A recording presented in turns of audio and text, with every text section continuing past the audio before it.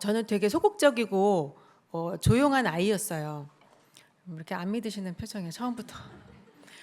어쨌든 그랬는데요. 이렇게 왜 우는 애 젖준다고 말 안 하고 조용히 있으면 사실 잘 안 주잖아요. 그러니까 학교 다닐 때도 뭔가 부당한 게 있어도 이렇게 소리를 내어서 말할 줄을 몰랐어요. 그러니까 나중에는 그냥 나보고 다 감수하라는 듯이 그런 이렇게 처우를 받게 되더라고요. 되게 억울했어요. 아씨, 나도 이렇게 저렇게 막 따박따박 말대꾸하고 자기 주장 확실히 하고 막 이런 게 꿈이었어요. 마치 그렇게 조용히 있고 자기 할 말 못하는 사람은 뭔가 열등하고 뭘 잘못하는 듯한 그런 느낌을 많이 가지고 살았습니다. 또 한편으로 저는 비교적 의지가 강한 사람이에요. 그래서 내게 주어진 일 이런 거는 당연히 다 해야 되고 그것도 잘해야 돼요. 그리고 내가 한번 해낸 일에 대해서 다른 사람 손이 안 가게 해야 한다고 생각했습니다. 누구는 이런 저를 보고 완벽주의자라고도 하시더라고요. 완벽주의라면은 공부도 잘해야 되잖아요. 근데 공부는 좀 약간 다른 문제더라고요. 그래서 공부는 빼고 쉽게 말하면 선택적 완벽주의 뭐 이런 거예요. 은근 구멍이 많아요, 저. 자, 이제 이런 사람이 결혼을 해서 이제 가정을 이루었어요. 이 가정을 잘 꾸려가는 거, 이거 내 책임이야. 정말 성실하게 열심히 잘 꾸려가야지. 이 세상에 깨어진 가정들이 얼마나 많습니까? 절대 나는 내 가정이 그렇게 되도록 내버려두지 않을 거야. 세상 사람들에게, 후배들에게 모범이 되는 기독교 가정을 이렇게 이루어야지. 그래서 정말 하나님을 기쁘시게 해야지. 되게 기특한 생각이잖아요. 그렇게 결혼을 하고 이제 애를 낳았어요. 그러면 애들도 정말 잘 키워야 돼요. 저는 그리고 교육학을 전공했잖아요. 얼마나 열심히 키웠겠어요. 그래서 막 남들은 막 이렇게 몬테소리다 오르다다 이런 거 할 때 저는 아이들 성경책 읽어주고 집에서 성경 이야기 교육자료 만들어서 심화학습 해주고 막 이랬어요. 그래서 태아기 때부터 시작한 성경 읽기가 우리 애들 초등학교 4학년 때까지 그래서 항상 자기 전에 성경을 읽어주고 같이 그 성경 이야기 질문하면 제가 답해주고 같이 기도하고 이렇게 잤어요. 되게 이상적인 기독교 가정교육인 것 같죠. 내 인생이니까 잘하지는 못해도 열심히는 살았습니다.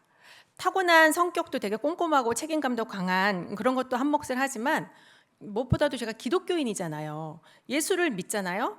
그러니까 내가 이렇게 외국에 선교는 못 나가고 뭐 심지어 순교는 못해도 이 정도는 해야지. 그래야 하나님 이름에 누가 되지는 않잖아요. 물론 힘들죠. 힘든 거 있죠. 근데 그래도 했어요. 불행히도 이런 이상적인 기독교 가정에 대한 꿈은 저희 남편도 똑같았어요. 책임감, 성실함 이런 것도 비슷해요, 저랑. 그래서 불행해요. 그래서 결혼 초기에 저희 남편은 교회 후배들, 뭐 대학 동창, 고등학교 동창, 고향 동창 번갈아 가면서 다 이렇게 엄청 많이 초대해서 집들이를 했어요, 집에서. 시청각 교육 차원에서 힘들지만 뭐 기독교인이라면 뭐 이 정도쯤은 다 하고 사는 거 아니에요? 그래, 힘들어도 이런 거 나 불평 한마디 안 하는 척척 해내는 그런 와이프야. 너 땡 잡은 줄 알아. 막 이런 마음도 있었어요. 그래서 저는 남편이 나를 되게 자랑스러워할 줄 알았어요. 자, 그렇게 해서 이제 아이를 낳고 또 그 아이를 정말 열심히 키웠죠. 남편은 사교육비는 안 쓰는 게 좋은 거다라는 신념을 가진 사람이에요. 그래서 애들이 초등학교 들어가서도 학교에서 하는 방과 후 활동 한 가지, 그리고 애들이 운동을 좋아하니까 체육 활동 한 가지, 딱 이렇게만 사교육비를 지출을 하고 나머지는 하지 말라 그랬어요. 그러자니 그 나머지 분야의 학습은 다 이제 엄마 몫인 거예요. 이제 그게 그때 제가 애들 키울 때 유행했던 게 뭐냐면 자기주도 학습이었거든요. 이제 이게 가능해지도록 아이들을 훈련을 시켜줘야 하는데, 근데 이상한 건 이 자기주도 학습을 이렇게 훈련시키자니 그동안 해오던 성경 교육이 안 돼요. 왜냐하면 그날 해야 될 학습 분량이 있는데 애가 자꾸 놀면서 미루면서 완성 시간이 늦어지니까 성경 읽을 시간이 없는 거예요. 그래서 조급한 마음에 애를 막 자꾸 혼내도 안 되니까 막 큰 소리 내고 언성 높아지고 야단치고 막 벌 주고 서로 기분 상하고 이런 상태에서 어떻게 예배 드리고 성경 읽고가 되겠어요? 시간도 늦어지고. 그러니까 아이 키우면서 이렇게 속상한 일 되게 많잖아요. 그냥 뭐 다 그렇고 사는 거니까 그냥 지나가는 일이다 생각하면 되는데, 그럴 때마다 이런 남편의 무심한 말들은 마치 다 내가 잘못해서 그렇다는 듯이 들리고 저는 그런 제 자신을 한없이 막 자책하고 막 이랬어요. 그러다가 또 어이씨, 자책할 시간이 어딨어, 정신 차려, 다시 닦고 조이고 기름치고 이거 열심히 했어요. 이렇게 한 10년을 했어요. 10년을. 그러다 보니까 이제 우리 애들은 청소년기가 되었고 우리 가정은 이렇게 꿈꾸던 만큼은 아니어도 그래도 기독교 가정이다 할 만큼은 되어야 하잖아요. 근데 아니었어요. 제가 너무 겸손하게 말하는 것도 아니고 폄하해서도 아니고요. 그냥 있는 그대로예요. 저는 살아가는 매 순간 이혼을 생각했어요. 매사에 내 편이 되어주지 않는 이 남편이 너무 힘들었어요. 남편의 모든 말들은 나를 평가하고 재단하고 부족하다고 말하고 있었어요. 그러면 애들은 잘 커졌냐? 그렇게 열심히 키운 애들은 사실 애들 대하는 시간이 두려웠습니다. 아침에 눈 뜨기가 싫었어요. 이제 큰애가 고등학교 2학년이 되자 모든 것을 다 손 놓아버렸어요. 학원도 안 간다, 학교도 다 의미 없다, 다 팽개치고 자기가 알아서 하겠대. 그러니까 부모가 무슨 말, 무슨 짓을 해도 먹히지 않았어요. 공부도 안 하겠다, 학교도 안 가겠다 이러는 애한테 아니 그래도 기본이라는 게 있잖아요. 기본. 그러니까 이 정도는 해야지 하는 거 있단 말이에요. 그런데 그런 것조차 일일이 다 억지로 간신히 시켜야만 한다는 게 너무 매일이 지옥 같았습니다. 아마 여기에는 저의 상황과는 반대로 애가 너무 하겠다고 해서 고민하는 분들도 있을 거예요. 하겠다 그래서 지가 알아서 하면 얼마나 좋아. 그런데 하면서 받는 그 스트레스 몽땅 다 엄마한테 푸니까. 자, 어쨌든 요지는 뭐냐면 저는 열심히 최선을 다했어요. 할 수 있는 만큼 다 했어요.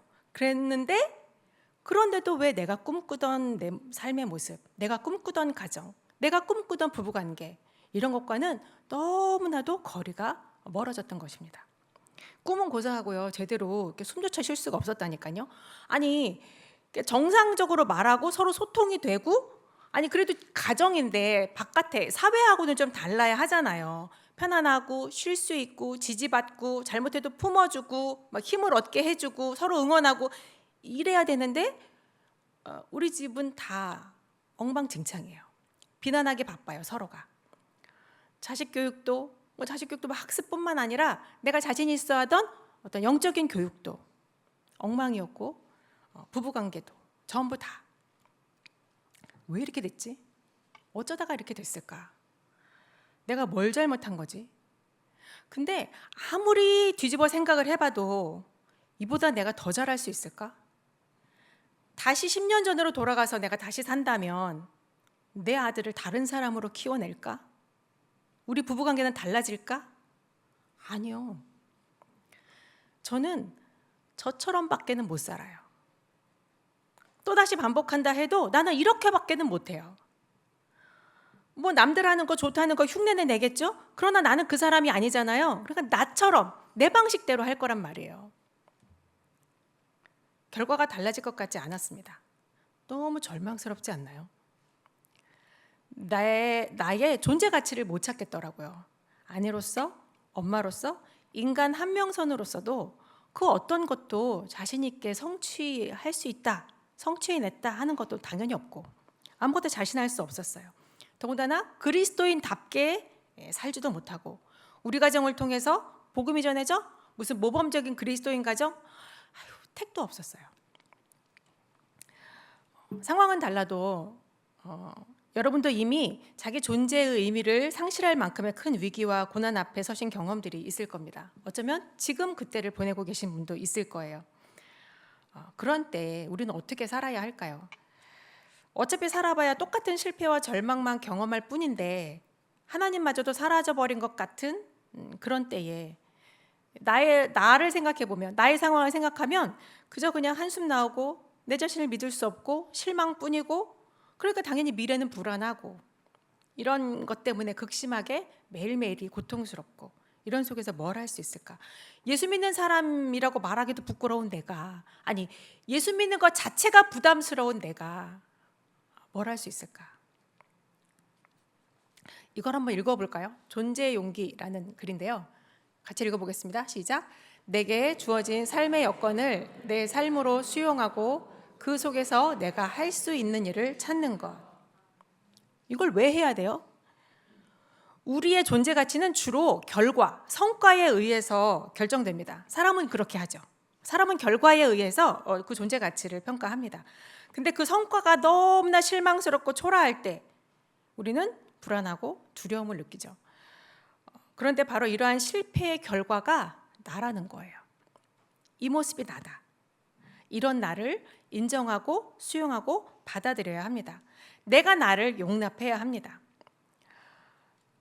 뿐만 아니라 하나님도 이런 나를 용납하셨다는 거예요. 이걸 믿으셔야 해요. 이걸 존재의 용기라고 하는데요. 이건 제가 한 말 아니고요. 되게 멋있게 들리잖아요. 멋있는 거 다 신학자들이 한 말이에요. 폴 틸리라는 신학자가 한 말인데요. 내가 지금의 이 모습보다 더 좋은 사람, 더 나은 사람이 못 돼서 너무 창피하지만 그런 나를 그래 나는 이것밖에 안 된다. 나는 이런 사람이야. 라는 이것을 인정하는 용기가 필요합니다. 이게 바로 존재의 용기예요. 하나님은 왜 나를 이런 모양으로 만드셨을까? 왜 좀 더 나은 사람, 좀 더 나은 현명한 엄마, 지혜로운 아내 왜 이렇게 되지 못할까? 나는 왜 이것밖에 안 됩니까? 지금까지 내가 할 수 있는 거 다 했는데 이보다 내가 뭘 더 해야 합니까? 그런데 그렇다 할지라도 할 수 있는 최선의 것을 찾는 거. 그게 존재의 용기예요. 왜냐하면 우리의 존재의 근거는 성과에 달린 게 아니라 하나님의 사랑과 그분의 아들이신 예수 그리스도에게 달려있기 때문에 그렇습니다. 로마서 3장 21절에서 24절 말씀을 같이 함께 읽어보겠습니다. 이제는 율법 외에 하나님의 한 의가 나타났으니 율법과 선지자들에게 증거를 받은 것이라. 곧 예수 그리스도를 믿음으로 말미암아 모든 믿는 자에게 미치는 하나님의 의니 차별이 없느니라. 모든 사람이 죄를 범하였음에 하나님의 영광에 이르지 못하더니 그리스도 예수 안에 있는 속량으로 말미암아 하나님의 은혜로 값없이 의롭다 하심을 얻은 자 되었느니라. 이걸 칭의라고 해요. 보세요. 의롭다고 쳐준다는 말이에요. 칭의는 의롭다고 쳐줘. 근데 실제는 안 의로워도 의롭다 쳐준다는 거예요. 하나님의 의는 여러분 어떻게 얻습니까? 하나님의 의, 그 거룩하신 하나님 앞에서의 의로운 자라 칭함 받으려면 하나님의 말씀 그 계명을 완전하게 다 지킬 때 얻어요. 그런데 아시다시피 아무도 그걸 못해요. 그리고 아무도 하나님 나라에 갈 수가 없어요. 그런데 예수 그리스도의 속량으로 나 대신 이 죄를 다 그분이 가져가시고 죄값을 치러주신 그 그리스도의 속량으로, 그리고 그것을 내가 믿음으로 믿어서 그걸 믿었을 뿐인데 나를 의롭다고 쳐주신대요. 나의 존재의 근거가 바로 그 말씀에 있는 것입니다. 죄인임에도 불구하고 아무것도 의로운 짓 한 거 없는데 그러면서 믿는다고, 믿음 때문에 나는 하나님 앞에 의로운 사람으로 받아들여졌어요. 이렇게 선언하는 것이 용기가 필요합니다. 여러분 말씀을 맨날 이렇게 들으니까 이게 되게 그냥 하는 말 같죠? 여러분 곰곰이 생각해 보세요. 누가 여러분에게 100만 원을 줬어요. 내가 너한테 너무 고마워서 100만 원을 줬다 쳐봐요. 이걸 받을 때 난 이 사람한테 뭐 해준 게 없는데 그 돈 받게 돼요, 안 돼요? 이건 뭐 왜 주는 거야?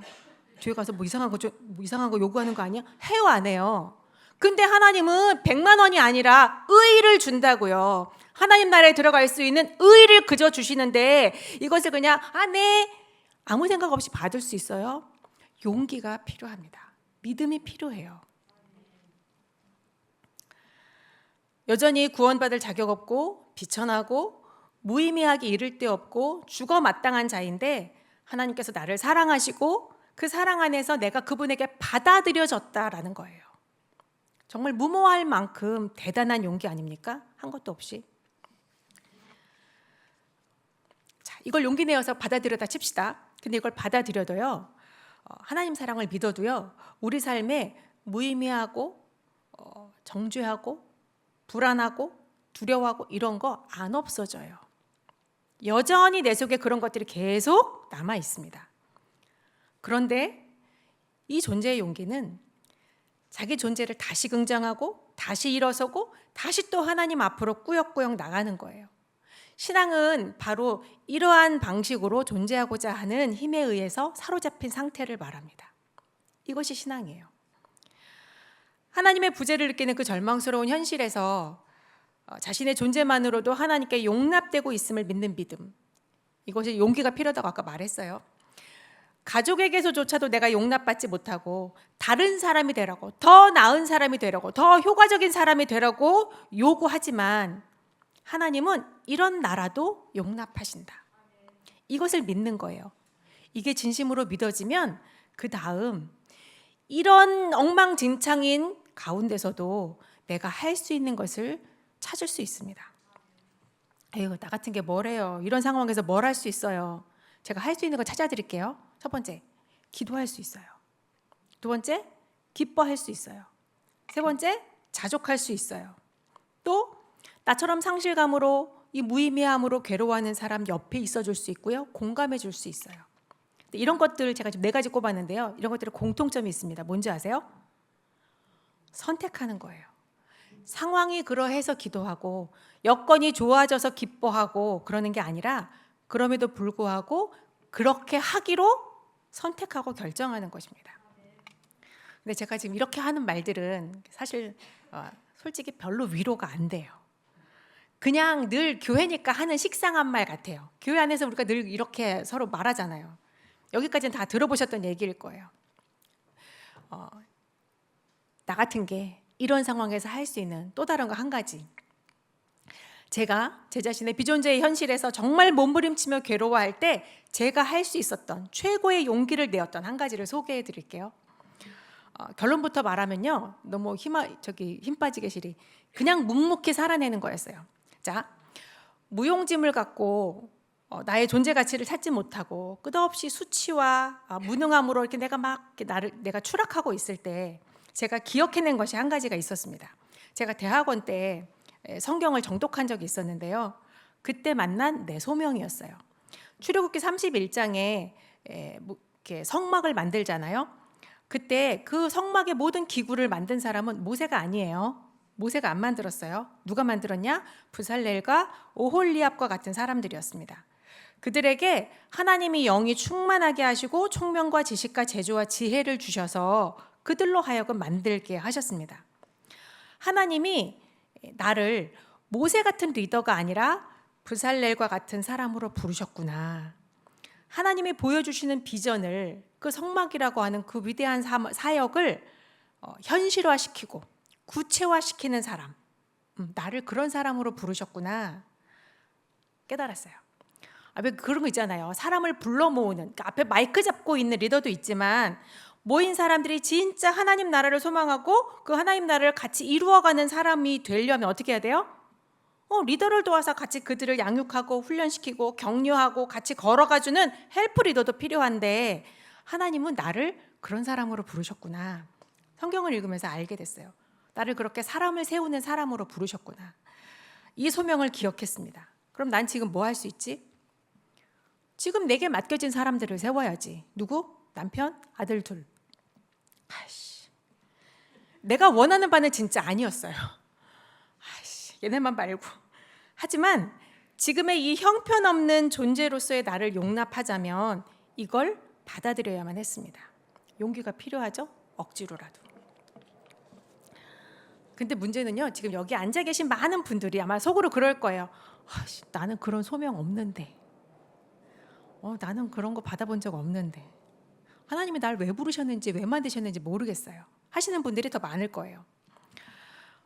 오늘 우리가 아까 읽은 열왕기하 5장에도 그런 사람 하나 나옵니다. 열왕기하 5장은 나아만 장군의 나병이 고침받은 이야기로 아주 유명하고 잘 아는 이야기일 겁니다.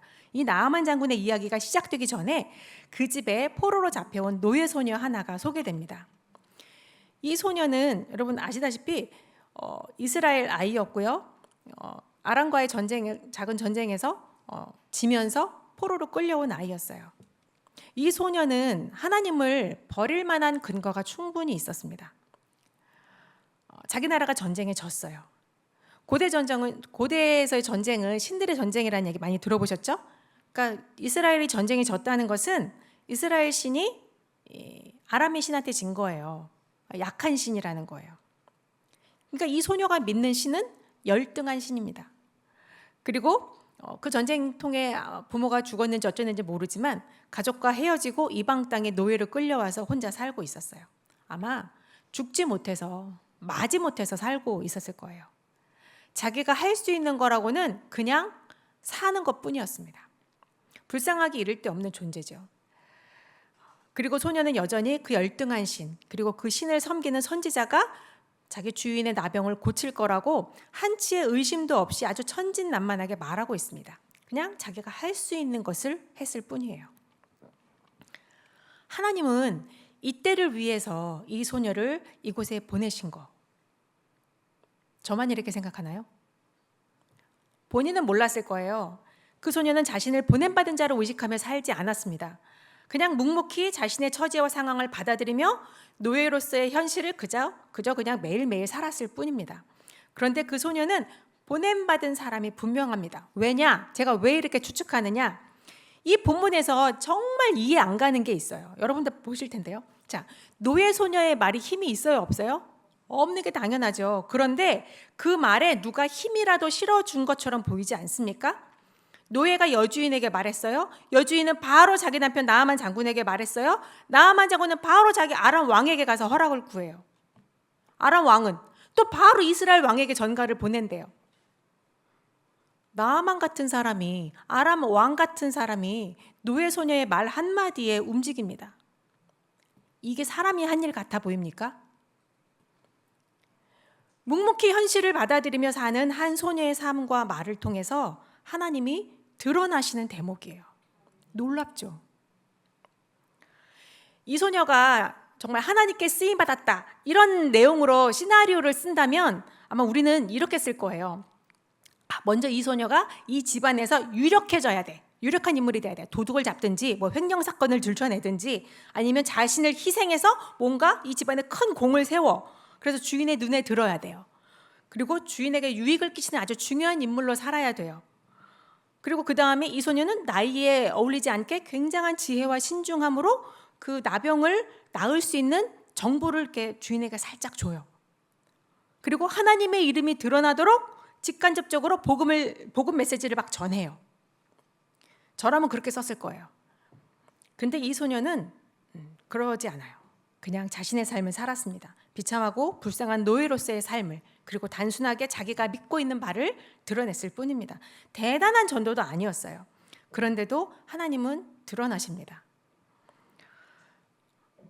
여러분의 그 존재의 용기로 살아가는 그 묵묵한 삶의 태도로 하나님이 드러나신다라고 생각해 보세요. 그 정도면 힘들어도 괜찮은 인생 아닐까요? 또 하나 성경을 좀 찾아볼게요. 예레미야 29장 4절에서 7절까지의 말씀인데요. 유다가 망해서 이제 바벨론의 포로로 이렇게 여러 차례 걸쳐서 끌려가잖아요. 그 포로들에게 하나님의 말씀을 전하는 예레미야의 말입니다. 예레미야 29장 4절에서 7절입니다. 만군의 여호와 이스라엘의 하나님께서 예루살렘에서 바벨론으로 사로잡혀 가게 한 모든 포로에게 이와 같이 말씀하시니라. 너희는 집을 짓고 거기에 살며 텃밭을 만들고 그 열매를 먹으라. 아내를 맞이하여 자녀를 낳으며 너희 아들이 아내를 맞이하며 너희 딸이 남편을 맞아 그들로 자녀를 낳게 하여 너희가 거기에서 번성하고 줄어들지 아니하게 하라. 너희는 내가 사로잡혀 가게 한 그 성읍의 평안을 구하고 그를 위하여 여호와께 기도하라. 이는 그 성읍이 평안함으로 너희도 평안할 것임이라. 아멘. 우리도 유다인들처럼 어쩌면 어떤 면에서는 포로로 끌려온 것 같은 그런 상황에서 삽니다. 뭔가 사로잡힌 듯한 원치 않은 상황에 놓여서 살죠. 이런 식으로 살아서는 세상을 향해서 또는 예수 안 믿는 시댁이나 부모님이나 형제를 향해서 교회를 떠난 내 자녀들을 향해서 평생 변변한 전도 한마디 못하고 그냥 부끄럽게 살다 끝날 것 같아요. 나는 그러한 상황을 역전시킬 능력이 없습니다. 우리는 이것을 먼저 인정해야 합니다. 근데요, 하나님은 이렇게 무능한 나를 지금 이곳에 보내셨어요. 이 아이들의 엄마로, 이 자리의 책임자로 나를 보내셨어요. 난 능력이 없는데. 그래서 지금의 이런 비극이 결국 내 실력의 전부인데 맞아요. 이게 바로 나라는 존재라는 것을 받아들이는 거예요. 그런데도 나를 이곳에 보내신 건 하나님이시잖아요. 그래서 그곳에 그 사람들의 평안을 구하고 내가 있는 이 자리가 평안케 됨으로 인해서 나도 함께 평안을 누리라고 말씀하십니다. 이거는 현실에 동화되어서 거기에서 안주해서 살라는 말이 아니에요. 그러니까 부당해도 그냥 조용히 입 다물고 참고 막 그러라는 게 아니에요. 신실하고 정직하게 씨앗을 뿌리고 텃밭을 일구고 그 가운데서 살아라. 아니 그렇게 살다 보면 싸움 안 나겠어요? 누구 미워하는 거 없겠어요? 다 있어요. 그러나 그냥 그 자리에서 주어진 삶의 역할을 신실하게 그리고 정직하게 살아라. 힘들고 고통스러워도 그냥 살아라. 그러한 내 삶을 통해서 그 보냄받은 현실에서 간신이라도 살아가는 그 모습을 통해서 하나님이 예수 그리스도가 드러나게 될 것이다라는 겁니다. 지금 저는 단지 고난이 유익이다 이런 차원 물론 맞는 말이지만 그런 말을 하는 게 아니에요. 아무리 큰 유익이라도 고난과 같이 받아야 된다면 나는 사양할래요. 그게 뭔 유익인지는 몰라도 그거 좀 어쩌고 고난을 택하겠어요? 아니에요. 누구나 마지못해서 고난을 견딜 뿐이에요. 할 수 있는 게 없어서 그냥 그 자리에서 고스란히 몸부림치면서라도 그냥 서 있을 뿐입니다. 그렇게 하루하루 내 존재를, 내 실력 없음을 그냥 받아들이고 나의 이 비루함을 스스로 용납하면서 묵묵히 살아내는 거. 실패해도 다시 시작하고 깨져도 다시 그 자리에 서고 그리스도인으로서 그렇게 살아가는 그런 나를 통해서 신실하신 하나님이 나를 그 자리에 보내셨으니까 그것을 깨닫게 되는 것입니다. 저는 가끔 생각해요. 예전에, 지금은 이런 생각 버렸는데 예전엔 정말 많이 생각했어요. 내가 좀 더 능력 있는 그리스도인이었다면, 내가 좀 더 성공한 그리스도인이었다면, 그러면 그런 나를 통해서 하나님도 영광 받으실 텐데, 하나님은 그런 나의 성공과 빛을 통해서만 역사하시나요? 하나님이 역사하실 때 우리의 성공의 빛을 필요로 하십니까? 아니에요. 필요 없어요. 하나님은 내 존재가 형편없이 뭉개져 있어도 전혀 빛을 내지 못해도 상관없이 홀로 영광스러운 분이시고 하나님 나라의 복음은 전파됩니다. 우리는 어떤 성공, 힘 이런 걸 가지고 있으면 복음을 좀 더 효과적으로 잘 전할 거라고 생각해요. 필요 없다는 거 아니에요. 유익합니다. 그러나 이름 없는 노예 소녀를 통해서도 복음이 전해져요. 바벨론 포로 생활, 그 포로로 끌려간 상황 속에서도 복음은 전해집니다. 구약 성경의 대부분은요, 이 이스라엘의 전성기가 아니라 이 포로기와 그 이후에 완성되었어요. 성경이 완성된 건 찬란하던 시대가 아니었다고요. 사람의 일이라면 그랬겠죠. 사람의 일이었으면 이 소녀의 말이 먹혔을 리 없고, 야, 네 처지도 딱한데 뭘 누굴 도와 이랬을 거예요. 사람의 일이 아니기 때문에 로마치아의 감옥에서도 그 사람들을 통해서도 복음이 전해졌어요. 유대 왕국 그 예루살렘 왕의 그 찬란하던 그때는 당연하게 여겼던 그런 구태의연한 신앙에서 바벨론 포로로 끌려간 그 땅에서 그들의 신앙이 새로워지고 생명력을 회복하는 신앙으로 거듭나게 되었습니다. 이것이 진짜 신비스러운 일이에요. 이게 기독교의 신비입니다.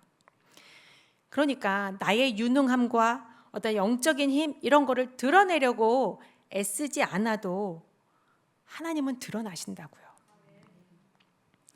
오늘날 사회에서는 기독교가 어떤 우월한 지위를 가지고 그걸 이용해서 어떤 세를 과시하고 막 단방에 막 수천 명, 수만 명 이런 사람들에게 복음을 전하고 그래서 성과를 거두고 이제 아마 이런 일들은 쉽게 일어나지 않습니다. 마찬가지로 그런 생각을 여러분 깨트렸으면 좋겠어요. 그래, 내가 영적으로 뭔가 이렇게 굉장한 변화를 경험하고 그래서 우리 가정에 내가 막 기도로 막힌 걸 막 뚫어내. 막 그런 걸 보면 우리 시댁 식구들도 와, 막 우리 예수 안 믿는 우리 남편도 뭔가 좀 이렇게 찔리는 게 있고 그래서 막 남편이 나의 헌신에 감동해서 막 눈물 흘리면서 회개하고 이런 일은 여러분 일어나지 않습니다. 너무 단정했나요? 잘 일어나지 않습니다.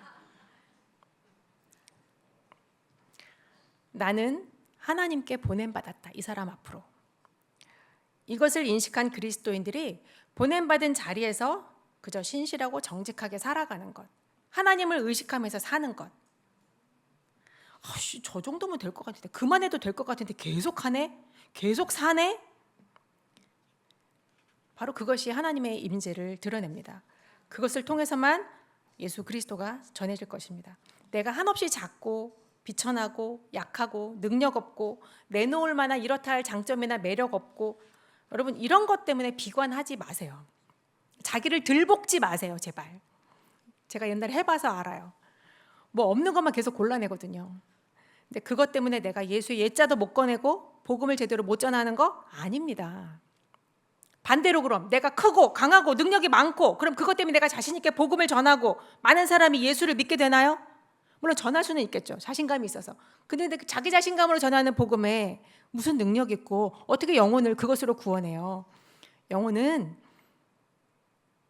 예수를 믿게 되는 것은 나의 능력과 나의 존재와는 무관한 일입니다.